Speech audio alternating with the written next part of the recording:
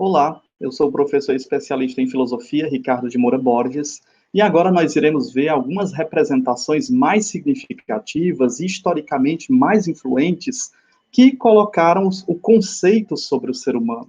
Então, nós partimos da cultura grega, onde a posição do homem no universo ele tem um maior destaque, sem dúvida, quando nós vemos ali nos mitos, onde o homem está atrelado ao seu destino.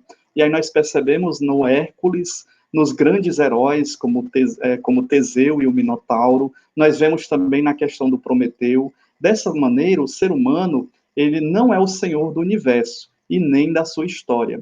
Ele está ali para cumprir uma missão da qual os deuses estão justamente interferindo constantemente na vida desse ser humano, colocando as 12 tarefas, por exemplo, a do Hércules, e também nós percebemos que ele permanece preso às forças do seu destino, da natureza e da sua história, como se ele já estivesse destinado a justamente passar por aquelas situações que ele passa durante a sua vida, quer sejam situações de alegria, quer sejam situações de tristeza.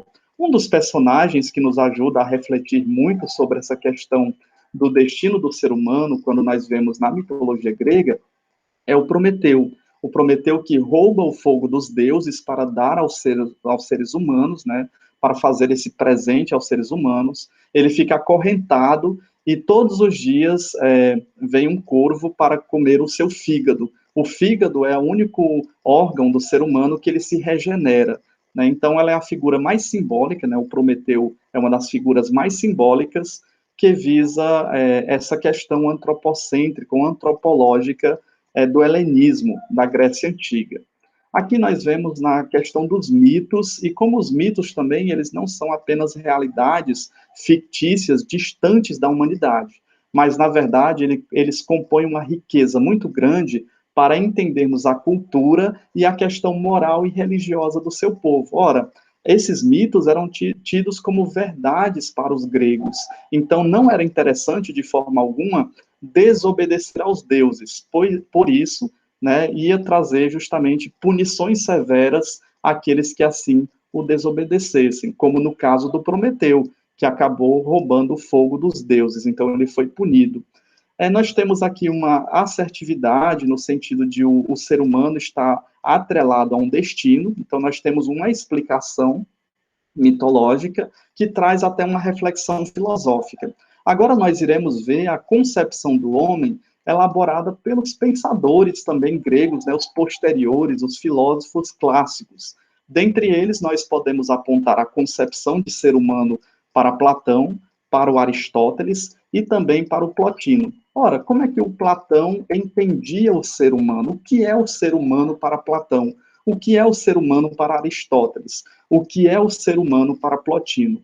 Então, nós vemos que Platão ele vai afirmando uma liberdade absoluta do homem, reconhecendo-lhe uma natureza. E qual é a natureza justamente do ser humano para o Platão? Que pode ser, em hipótese alguma, acorrentadas às forças do mundo, do tempo e do destino. Então, Platão ele está se distanciando dessa descrição mitológica, onde o ser humano estava destinado a determinada coisa. Então, o Platão ele dá mais ênfase não ao corpo, né, o nosso corpo físico, porque para o Platão esse corpo é uma prisão.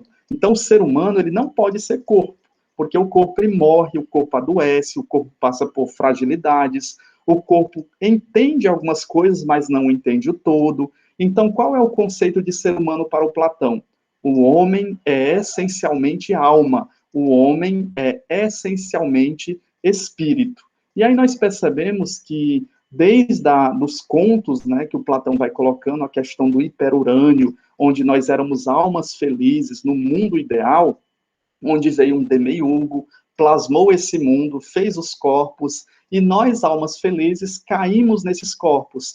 Para o Platão, o ser humano, né, já que ele é alma, é espírito, ele deve se libertar do corpo e voltar para a realidade do mundo das ideias, para o mundo perfeito.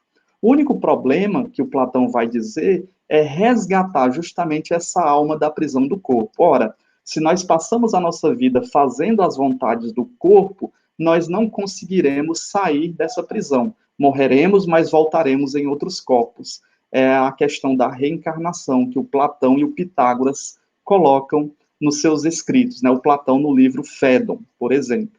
Quando nós praticamos as virtudes e começamos a nos distanciar dos desejos do corpo para atender aos desejos da alma, dessa maneira nós vamos nos libertando do corpo, né? E aí nós levantamos a reflexão que muitas vezes o nosso corpo tende a alguma coisa, ou comer demais, por exemplo, ou beber muito refrigerante, muito suco, mas a alma ela vai e diz, olha, não beba, coma menos, faça isso de forma mais regrada. Então nós sentimos também a presença de uma luta constante entre os desejos do corpo e os desejos da alma. E o Platão diz que a única forma de libertar o homem ou o ser humano para o verdadeiro ser humano, que é o espírito, que é a alma, que é o mundo das ideias, é sair da prisão, é sair do corpo, né? Não é o cometer, né, justamente retirar-se do corpo de forma abrupta, mas ao mesmo tempo é praticando as virtudes, e aí com o processo de maturação, de maturidade,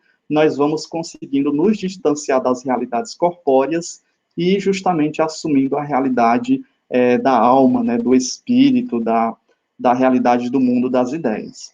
Um outro pensador que vai colocar sobre o problema de definir o ser humano é o Aristóteles, que foi justamente o aluno de Platão.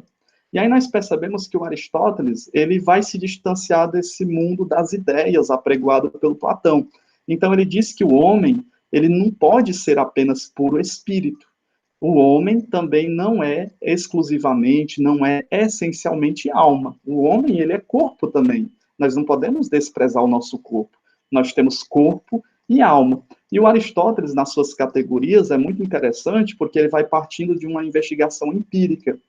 Então, como todos os seres deste mundo, também o homem é constituído de matéria, né? Nós temos a nossa matéria, que é o nosso corpo, né?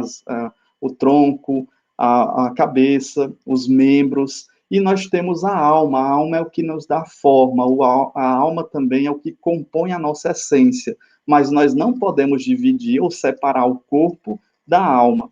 Então, Aristóteles ele vai se distanciando dessa concepção platônica, né, de sair, de deixar o corpo, ou de o corpo ser uma prisão da alma. Na verdade, o Aristóteles, ele junta alma e corpo.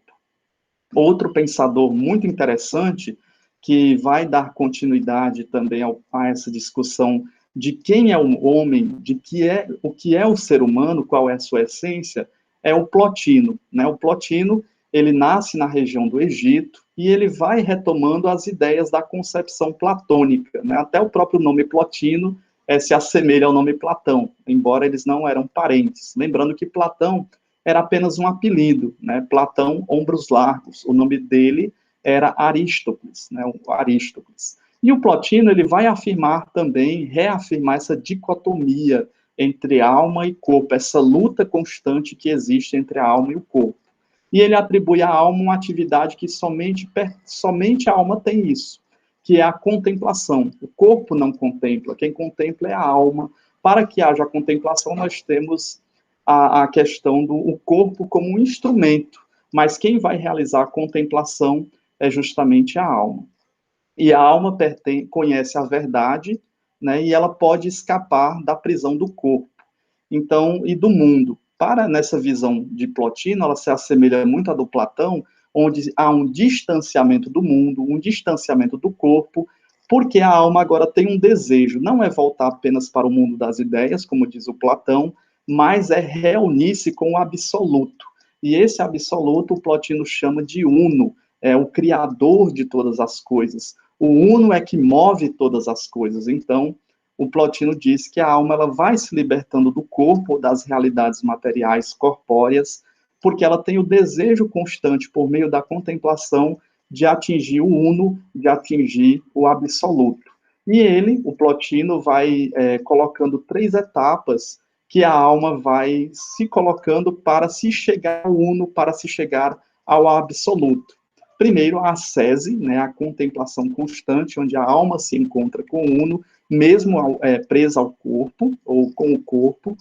O segundo movimento é a contemplação, o desejo que o ser humano tem da realidade metafísica, então ele vai contemplando a realidade existente fora dele. E o terceiro é o que nós vemos justamente nos grandes místicos, que é a questão do êxtase, onde você não sabe, você, por meio da contemplação constante, os grandes místicos, eles relatam que eles não sabem mais o espaço físico que eles estavam naquele momento de contemplação. Eles atingem o ponto alfa, o ponto mais alto, que é o ponto justamente do êxtase, o ponto onde ele se encontra com o uno, onde ele se encontra com o absoluto, e ele se encontra justamente com a verdadeira felicidade. Então, nós temos aqui, nessas concepções, tanto da mitologia, do Platão, do Aristóteles e também do Plotino, nós podemos perceber que são investigações muito interessantes para entender a complexidade do homem.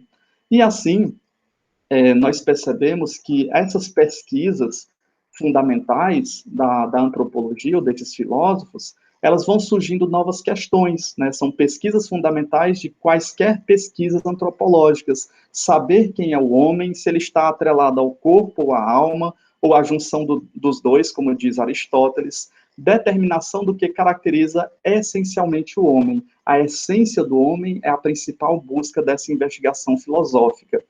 Aí nós temos alguns problemas, né, que nós iremos discutir nas nossas próximas investigações. Primeiro, nós queremos saber qual é o problema da natureza, né, da natureza entre corpo e alma. Qual é a função, né, e a consistência do elemento psíquico da nossa mente, das nossas ideias, da nossa alma. Depois, nós queremos saber também qual é o problema da substancialidade da alma. O que é que compõe a substância da nossa alma, né, as relações entre o elemento psíquico e o elemento somático, né, o somático é o nosso corpo, o nosso físico. Não menos importante, mas com uma grande relevância, saber também qual é o problema da relação entre a alma e o nosso corpo, né, qual é o destino último do ser humano. Existe, então, um fim, e esse fim ele acaba por aí mesmo, ou existe a possibilidade de uma permanência do nosso ser, né, do ser humano. E, por fim, nós iremos ver o problema da imortalidade da alma, como é que esses pensadores, eles foram vendo essa questão da alma, que ela é imortal, e o corpo sendo mortal. Como é que cada um desses pensadores, durante a história da filosofia, contemplam justamente o problema da natureza humana, o problema da substancialidade da alma, o problema das relações entre alma e corpo, e o problema da imortalidade da alma. Então, muito obrigado por ter assistido esse vídeo, e nós nos encontraremos justamente no próximo encontro sobre o problema da natureza humana, né? Como é que esses pensadores vão resolvendo essa questão, sobre a função e a consistência do elemento psíquico. Eu sou o professor especialista em filosofia, Ricardo de Moura Borges. Então, até o próximo encontro, e muito obrigado por assistir esse vídeo.